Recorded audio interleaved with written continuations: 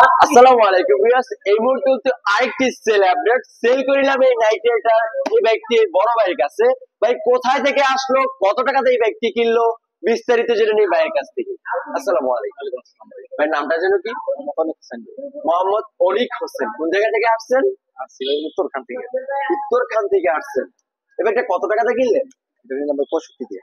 65 তে digital number, Dhaka metro ল। নাইট্রেটের version 2 নাকি?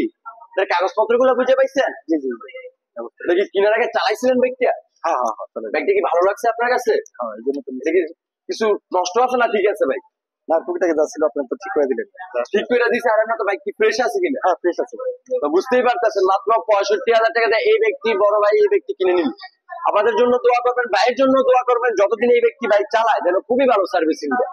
আর আমাদের জন্য দোয়া করবেন যেন আমরা আরো কম প্রাইসে বাইক গুলা বিক্রি করতে পারি। আর আমাদের লোকেশন হচ্ছে নরসিংদী জেলার মাধবদী।